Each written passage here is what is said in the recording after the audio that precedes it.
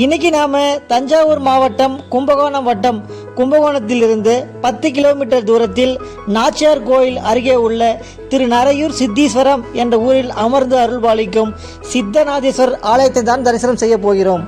வாருங்கள், ஆலயத்தை நோக்கி பயணிப்போம். ஆலயம் இருக்கும் இடத்திற்கு வந்துவிட்டோம். ஆலயத்தின் முன்னால் 5 நிலை கொண்ட ராஜகோபுரம் மிக கம்பீரமான முறையில் காட்சியளிக்கின்றது. அந்த ராஜகோபுரத்தை தரிசனம் செய்தவாறே ஆலயத்தின் உள்ளே பிரவாகிக்கின்றோம். மூவரால் பதிகம் பாடப்பட்ட காவிரி தென்கரை தலங்களில் 65வது தலமாகவும், தேவார பாடல் பெற்ற 276 தலங்களில் 128வது தலமாகவும் திகழ்கிறது இந்த திருத்தலம். இத்திருத்தலத்தில் இறைவன் சித்தநாதேஸ்வரர் என்ற திருநாமத்தில் சுயம்பு மூர்த்தியாக மேற்கு நோக்கி உள்ளார். அம்பிகை சௌந்தரியநாயகி என்ற திருநாமத்தில் எழுந்தருள் புரிகின்றாள். ஆலயத்தின் உள்ளே முதலில் கொடிமரத்து விநாயகருடன் கொடிக்கம்பம் மிக உயர்ந்த நிலையில் காணப்படுகின்றது. ஆலயத்தின் பிரகாரத்தை வலம் வருகின்றோம். மேதாவி மகரிஷி என்பவர் இத்தலத்தில் இறைவனை வணங்கி வந்தார். மகாவிஷ்ணுவை இந்த மகரிஷி வணங்காமல் இருந்தாலும் அவர் பத்தினி மகாலட்சுமி தனக்கு மகளாக பிறக்க அருள் செய்ய வேண்டும் என்று சிவபெருமானை வேண்டி தவம் இருந்தார்.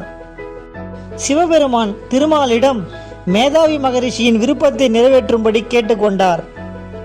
மகாலட்சுமியும் தீர்த்த குளத்தில் ஒரு மலர்ந்த தாமரை மலரின் மேதாவி மகரிஷி முன் தோன்றினாள். மகரிஷியும் அவரை வளர்த்து திருமாலுக்கு திருமணம் செய்து வைத்தார். இப்படி மகாலட்சுமி அவதார தலம் என்பதால் குழந்தை வடிவில் இங்கு காட்சி தருகின்றாள். எனவே இவரை மழலை மகாலட்சுமி என்று அழைக்கப்படுகின்றார்கள்.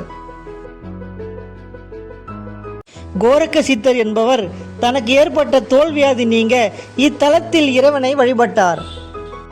சித்தருக்கு அருளியதால் இறைவன் சித்தநாதேஸ்வரர் என்று அழைக்கப்பட்டார்.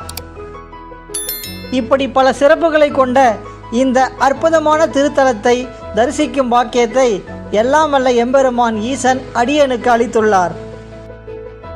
மேலும் அடியார் பெருமக்கள் அனைவரும் இங்கு வந்து இப்பெருமானை வழிபாடு செய்து இவரின் பரிபூர்ண திருவருளை பெற வேண்டுமென்று இறைவனிடம் விண்ணப்பம் செய்கின்றோம்.